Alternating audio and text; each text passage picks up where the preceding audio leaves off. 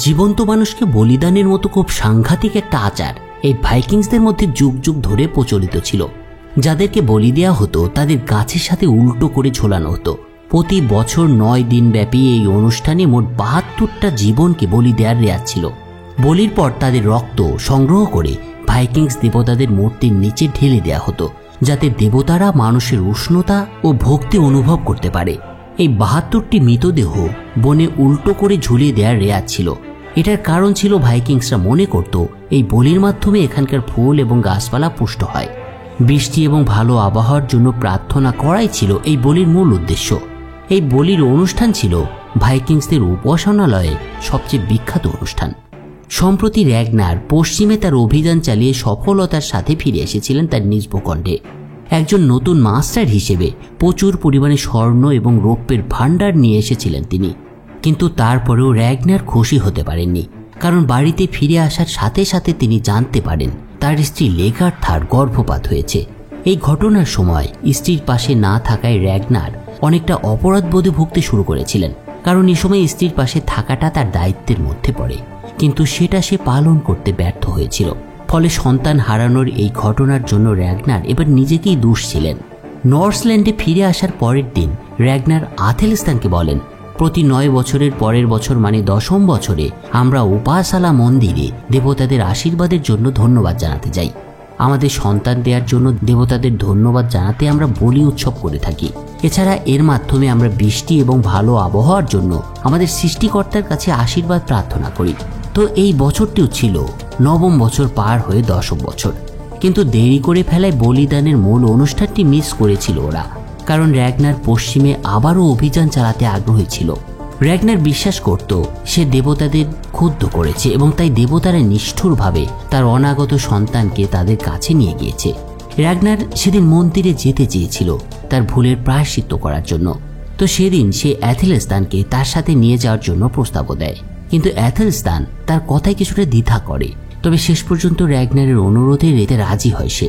এর মধ্যে সবাই হয়তো লক্ষ্য করেছেন একটা ব্যাপার, অ্যাথেলস্তানের চুলের ধরন কিন্তু বদলে গেছে এবং তার পোশাক হয়ে উঠেছে ভাইকিংসদের মতো। ভাইকিং উপজাতিতে আসার পর থেকে একে একে 2 বছর কেটে গিয়েছিল, আর অ্যাথেলস্তান ধীরে ধীরে এই ভাইকিং সমাজের সাথে নিজেকে একীভূত করে নিয়েছিলেন। এমনকি তার মহামূল্যবান বাইবেলটিও অযত্নে অবহেলার কারণে পচে গিয়েছিল। সবকিছু রেডি হওয়ার পর র্যাগনার তার পরিবার এবং তার অনুগত অনুগামীরা মন্দিরের উদ্দেশ্যে একদিন রওনা হয়। তাদের এই যাত্রা ছিল একটা বিশাল সমাবেশের মতো। অনেক বিশিষ্ট ভাইকিংস, আর্লস এবং তাদের অনুসারীরা সবাই সামিল হয়েছিল এই পদযাত্রায়। পাহাড়ে ওঠার সময় সবাই পুরোহিতের আশীর্বাদ পাওয়ার জন্য সারিবদ্ধ হয়ে রওনা হয়েছিল। এদিকে লেগার্থাও আবারও গর্ভবতী হওয়ার আশা নিয়ে যাত্রা শুরু করেছিল মন্দিরের উদ্দেশ্যে। অন্যদিকে এটা ছিল অ্যাথেলস্তানের জন্য প্রথমবার যখন সে ভাইকিংস দেবতাদের দেখা পাওয়ার জন্য তাদের সাথে রওনা হয়েছিল। কিন্তু মন্দিরে পৌঁছেই সবকিছু দেখে অ্যাথেলস্তান একেবারে অভিভূত হয়ে যায়। তার এমনও মনে হতে থাকে সে কি সত্যিই একজন খ্রিস্টান কিনা। মন্দির পরিদর্শনের পর অ্যাথেলস্তান একটা মুরগির খামারের মতো জায়গায় এসে দাঁড়ায়। এই জায়গাটায় বিভিন্ন খাঁচার মতো তৈরি করে মুরগি রাখা ছিল। এছাড়া সেখানে গরু, ভেড়া সহ বিভিন্ন প্রাণীকে সে দেখতে পায় এবং প্রত্যেকটাতে সে গুনে দেখে 9টা করে রাখা ছিল। তো এসব দেখে অ্যাথেলস্তান অবাক হয়ে র্যাগনারের কাছে বিষয়টা কি জানতে চেষ্টা করে। এরপর সে কৌতূহলবশত একটা খালি কলামের কাছে চলে আসে, কিন্তু সে দেখতে পায় সেটা খালি। আর এটা কেন খালি সেটা বুঝতে পারে না অ্যাথেলস্তান। তার এই অবস্থা দেখে র্যাগনার তাকে বলে, এখানে বলি দেয়া প্রাণীদের মধ্যে 9 জন জীবিত মানুষ অন্তর্ভুক্ত ছিল। তাদেরকে নিয়ে বলি দেয়া হয়েছে ঈশ্বরের উদ্দেশ্যে, তাই জায়গাটা খালি পড়ে আছে। র্যাগনারের এমন কথা শুনে অ্যাথেলস্তানের বিশ্বাস সম্পূর্ণই ভেঙে যায়। কিন্তু এরপরের যে বিষয়টা অ্যাথেলস্তানকে আরো বিধ্বস্ত করে তুলেছিল সেটা হলো সে জানতো না এই 9 জনের মধ্যে সে নিজেও একজন ছিল, এবং এ কারণেই র্যাগনার অ্যাথেলস্তানকে এখানে সাথে করে নিয়ে এসেছিল। এই অনুষ্ঠানে একজন ভিআইপিও এসেছিলেন, আর সেই ব্যক্তির নাম ছিল হরিক। এই হরিক ছিলেন ভাইকিংসদের আরেকটা গোত্রের রাজা। তো র্যাগনারকে দেখে হরিক তার প্রশংসায় পঞ্চমুখ হয়ে ওঠেন। একাধিকবার পশ্চিম অভিযানের কারণে র্যাগনারকে ইতিমধ্যে ভাইকিংসদের একজন নায়ক হিসেবে ঘোষণা করা হয়েছিল। সেদিন র্যাগনার রাজা হেরিকের প্রতিও তার অনুগত্য শপথ করে এবং সেই সাথে সে একটা প্রস্তাব দেয়। সে রাজা হরিককে বলে, সে চাইলে তারা একসাথে পশ্চিমে অভিযান করতে পারে এবং পরবর্তী অভিযানে তারা যদি একমত হয় তবে বড় একটা দল সেখানে পাঠাতে পারে। পশ্চিমের অভিযানে হেরিকের আগ্রহকে আরো দৃঢ় করার জন্য র্যাগনার তাকে বলে সে সেখানে গিয়েছিল, মানে পশ্চিমে গিয়েছিল, এবং সেখানে ফ্র্যাঙ্কিয়া নামে একটা দেশও নাকি রয়েছে যেটা ইংল্যান্ডের চেয়ে ধনী অঞ্চল। অ্যাথেলিস্তান তাকে এই বিষয়টা নিশ্চিত করেছে। রাজা হরিক র্যাগনারের কথায় ভীষণ আনন্দিত হয়ে ওঠে এবং তাকে কথা দেয় যে র্যাগনারের এই অভিযান সফল করতে সে রাজি আছে। তবে একই সাথে সে র্যাগনারকে একটা শর্ত দিয়েছিল। হরিক তাকে বলেছিল, আমার এক বিদ্রোহী আর্ল আছে যে আমারই একটা দ্বীপে সৈন্য মোতায়েন করেছে অবৈধভাবে তার নিজের স্বাধীনতার জন্য। তুমি যদি আমাকে এই দ্বীপটা পুনরুদ্ধার করতে সাহায্য করতে পারো তবে আমি তোমার সাথে পশ্চিমা অভিযানের জন্য তোমার সেনা বহরে আমি কিছু সেনা পাঠাবো। হরিকের এই প্রস্তাবে র্যাগনার সানন্দে রাজি হয়। পশ্চিম অভিযানের স্বপ্নের জন্য সে মূলত যে কোনো বিপদের সম্মুখীন হতেই রাজি ছিল। এদিকে সিগি রোলোর কাছে র্যাগনারের বিষয়ে নানা ধরনের মন্ত্রণা দিতেও শুরু করেছিল। ভাইদের মধ্যে বিরোধের বীজ বপন করতে শুরু করেছিল প্রাক্তন আর্লের স্ত্রী। তার যুক্তি ছিল, তোমার ভাই রাজা হেরিকের সাথে দেখা করেছে, সে এমনকি তোমাকে আমন্ত্রণও জানায়নি তাতে, এবং র্যাগনার পশ্চিমা সমুদ্রযাত্রার কৃতিত্ব সব নিজের ভাগেই নিয়ে নিচ্ছে। সে যে সমতার কথা বলে সেটা সঠিক নয়, বাস্তবে সে শুধু তোমাকে ব্যবহার করছে। সিগির এ ধরনের কথায় রোলো এবার বিরক্ত হয়। সে তাকে বলে এই কুমন্ত্রণা ছড়িয়ে ভাইদের মধ্যে ভুল বোঝাবুঝি যেন সে তৈরি না করে। বলিদান অনুষ্ঠান শুরু হওয়ার আগে স্বপ্নদোষটা অ্যাথেলিস্তানকে মন্দিরে নিয়ে আসে।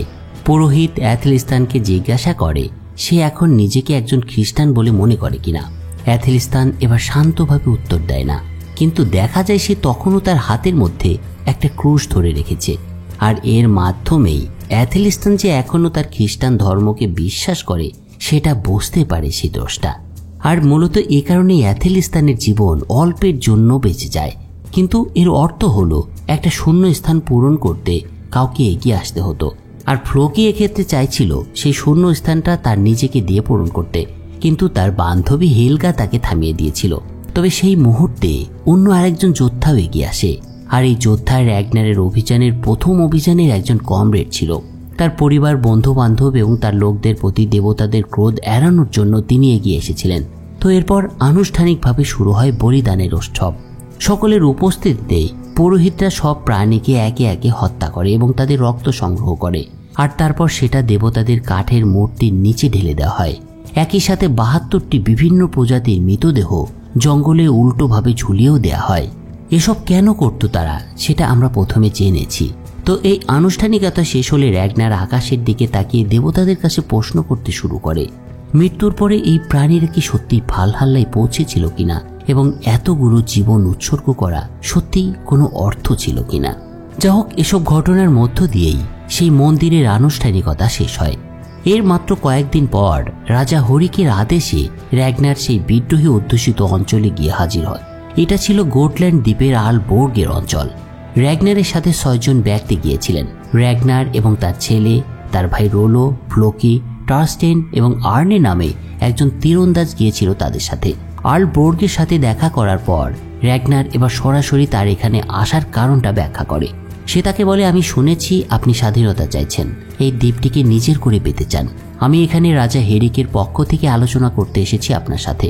তবে র্যাগনারের কথা শুনে বোর্গ রাজা হরিককে মোটেও গুরুত্ব দিতে চায় না। উপরন্তু সে বলে, এখানে আলোচনা করার তো কিছু নেই। যদি হরিক সত্যি সাহসী হয় তবে আমাকে আক্রমণ করার জন্য তার সৈন্যকে পাঠাক, আমি ভীত নই। তারপর বোর্গ র্যাগনারের নাম জিজ্ঞাসা করে। র্যাগনার নিজের পরিচয় দেওয়ার সাথে সাথে দেখা যায় বোর্গের মনোভাব সম্পূর্ণ 180 ডিগ্রি ঘুরে গিয়েছে।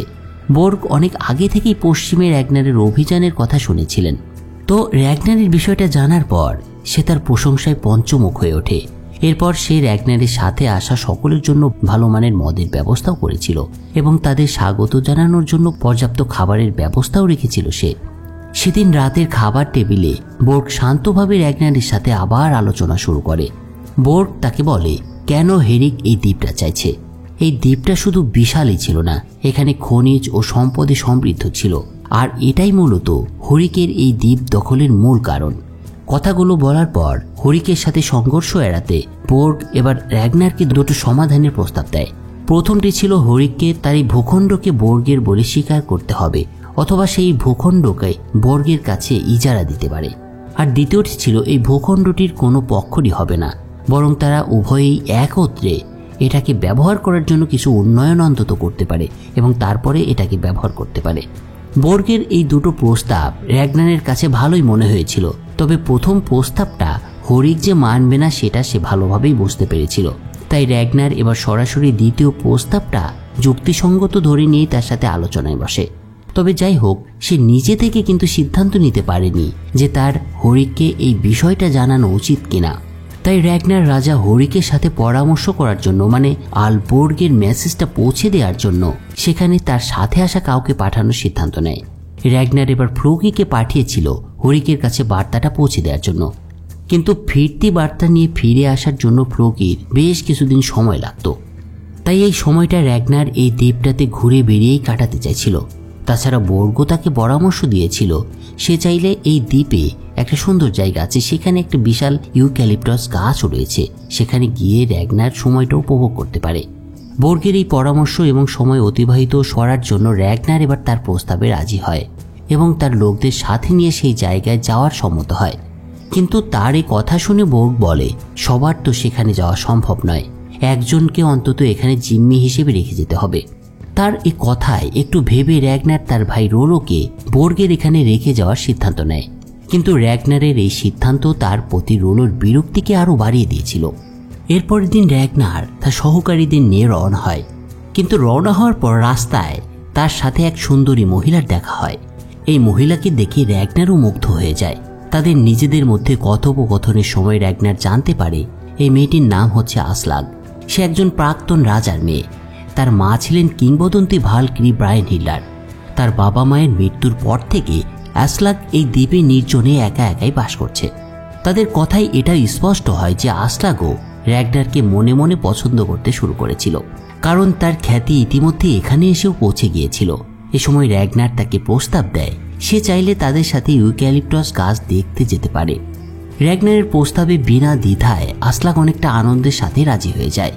র্যাগনার যখন এদিকে আসলাগের সাথে আনন্দের সময় উপভোগ করছিল, তখন রোলো বর্গের ক্যাম্পে অনেকটা জিম্মির মতো অলসভাবে দিন কাটাচ্ছিল। এই সময়টাতে বোর কিছুটা সমস্যা তৈরি করতে শুরু করেছিল। রোলোকে সে একদিন বলে যখন তার ভাইয়ের নাম সারা বিশ্বে ছড়িয়ে পড়েছে, তখন রোলো তার পাশে থাকা সত্ত্বেও কেউ তাকে চেনেই না। প্রথমে সিগি এবং পরে বর্গের কথায় রোলোর মনের মধ্যে নানা ধরনের প্রতিক্রিয়া হতে শুরু করে। ওদিকে কয়েকদিনের ভ্রমণের পর র্যাগনারের দলটি অবশেষে সেই কিংবদন্তি ইউক্যালিপটাস গাছের সামনে এসে পৌঁছায়। একসাথে কয়েকটা দিন কাটানোর কারণে আসলাগ এবং র্যাগনারের মধ্যে একটা ভালো সম্পর্ক তৈরি হয়েছিল, অনেকটা উষ্ণ সম্পর্কের মতো বলতে পারেন। একদিন রাতে আসলাগ নিজে থেকেই র্যাগনারের বিছানায় যায়। তারা কি করতে চাইছিল সেটা আশা করি এখানে আর বলতে হবে না, কিন্তু বাবার এসব কর্মকাণ্ড দেখে ফেলেছিল ছোট্ট বিয়র্ন। সে চাইতো না তার বাবা অন্য কোনো মেয়ের সাথে মিলিত হোক এবং তাদের সংসারটা ভেঙে যাক। এ কারণে পরের দিন বিষয়টা টের পেয়ে সে তার বাবার মুখোমুখি হয় এবং র্যাগনারকে সতর্ক করে বলে, তুমি যদি আবার এরকম ঘটনা ঘটাও তবে আমি মাকে সেটা বলে দেব। ছেলের মুখে এসব কথা শুনে নিজেকে এবার অপরাধ ভোগে ভুগতে শুরু করে র্যাগনার। সে বিয়র্নকে প্রতিশ্রুতি দেয় এসব কাজ শেয়ার করবে না। আসলে র্যাগনার কিন্তু তার কথাই পরে রেখেছিল। আসলাগ তারপর থেকে যতই সক্রিয় হওয়ার চেষ্টা করত, র্যাগনার তাকে প্রশ্রয় দিত না। অন্যদিকে র্যাগনারের রোমান্টিক মুহূর্তগুলোর তুলনায় ল্যাগার্থার কিন্তু দিন এভাবে কাটছিল না। তারা চলে আসার পর তাকে অনেকটা অলস জীবনযাপন করতে হতো। র্যাগনারের অনুপস্থিতিতে তাকে উপজাতির সার্বিক বিষয়গুলো পরিচালনা করতে হতো। তবে সবচেয়ে সে চিন্তিত থাকতো স্বামী এবং ছেলের নিরাপত্তা নিয়ে।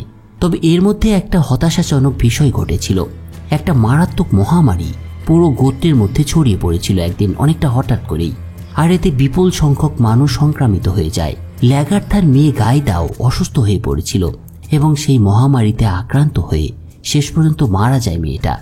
মেয়ের মৃত্যুতে ল্যাগার্থা একেবারে বিধ্বস্ত হয়ে পড়েছিল মানসিকভাবে। কিন্তু আমরা দেখতে পেয়েছি ল্যাগার্থা ছিলেন একজন শক্তিশালী মহিলা, তাই নিজের হাতেই মেয়ের শেষকৃত্য সম্পন্ন করেন তিনি। কিন্তু এই সময়টাতে র্যাগনার সেখানে না থাকায় সে তার মেয়ের মৃত্যুর বিষয়ে সম্পূর্ণ অজ্ঞাত ছিল। ওদিকে আরেকটা ঘটনা ঘটেছিল। কয়েকদিন পর আসলাগ র্যাগনারকে জানায় সে তার সন্তানের মা হতে চলেছে। আসলাগের এই কথাটা র্যাগনারকে কঠিন একটা বাস্তবতার মুখে ঠেলে দেয়।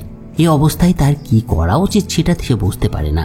তবে সে এটাও বুঝতে পারত মেয়েটা তাকে ভালোবাসে এবং তার থেকে নিরাপত্তা চায়। তো তারপর তারা যখন ফিরতি পথ ধরে তখন আসলাককে র্যাগনার তার সাথে বোর্গের ক্যাম্পে নিয়ে আসে। তাদের ফিরে আসার সাথে সাথে ফ্লোকিও একদিন এসে পৌঁছায় বোর্গের ক্যাম্পে। তবে তার কাছে যে নিউজটা রাজা হেরিক দিয়েছিল সেটা কোনোভাবেই বোর্গ রাজি হয় না মানতে। ফলে র্যাগনারকে বোর্গ দুটো বিকল্প বেছে নেওয়ার সুযোগ দেয়। সে র্যাগনারকে বলে সে চাইলে হরিকের সাথে তার বিরুদ্ধে সে যুদ্ধ করতে পারে, আর না হলে সে যেন আগামীকাল এখান থেকে সসম্মানে চলে যায়, অথবা রাজা হরিকের বিরুদ্ধে তার সাথে যোগ দিতে পারে। কিন্তু র্যাগনার তার কোনো কথাতেই সাড়া দেয়নি। তবে এটা বোঝা যাচ্ছিল এই ভূখণ্ডে একটা অনিবার্য যুদ্ধ আসতে চলেছিল। সেদিন রাত্রে আর্ল বোর্গ রোলোকে খুঁজে বের করে। তার কাছে সে এবার জানতে চায় যদি যুদ্ধ হয় তবে সে কোন পক্ষ বেছে নেবে। এ কথার মাধ্যমে সে রোলোকে এটাই বোঝাতে চাইছিল এতদিন র্যাগনারের সাথে থেকে তার কোনো লাভই হয়নি, বরং তার ভাই তাকে নিজের খ্যাতি বৃদ্ধির জন্য ব্যবহার করেছে। আসলে সে জানতে চাইছিল রোলো আদতে কি চায়। এসব কথায় রোলো সত্যি কনফিউজ হয়ে পড়েছিল। সে বুঝতে পারছিল না তার কি করা উচিত, সে কোন দিকে যাবে। এদিকে র্যাগনারও একটা কঠিন এবং কষ্টকর সিদ্ধান্ত নিচ্ছিল। সে নিজের পরিবারকে রক্ষার জন্য আসলাককে হত্যা করার সিদ্ধান্ত নেয়। আর এই কারণে একদিন রাতে সে যখন চুপি চুপি বাইরে বের হয় তখন সে দেখতে পায় আসলাককে। আসলে তার মতো করে আসলাকও চিন্তা করছিল এবং সেও বুঝতে পেরেছিল নিজের পরিবারকে সেভ করার জন্য র্যাগনার হয়তো তাকে খুন করতে পারে। তো সেদিন র্যাগনার তাকে দেখে আর কিছু বলতে পারে না, তাই সে সিদ্ধান্ত নেয় আপাতত তার আগত সন্তানের কারণে এই আসলাককে সে মেনে নেবে। তবে তার এই সিদ্ধান্ত তার স্ত্রী লেগার্থার ভালোবাসার চরম মূল্য চোকাতে হয়েছিল। কিভাবে হয়েছিল সেটা আমরা সামনের পর্বে দেখতে পাবো। বন্ধুরা, এই পর্বের মাধ্যমে শেষ হলো ভাইকিংসের প্রথম সিজনের কাহিনী। ভাইকিংসদের ইতিহাস বহু শতাব্দী জুড়ে চলেছিল, তাই এর কাহিনী অনেক বিস্তৃত। তাই পুরো সিরিজটা আপনারা যদি কন্টিনিউ করতে চান তাহলে আমাকে বেশি বেশি কমেন্টস করুন। যা হোক, তো ভালো থাকবেন সবাই, আর চ্যানেলটা সাবস্ক্রাইব করে রাখবেন।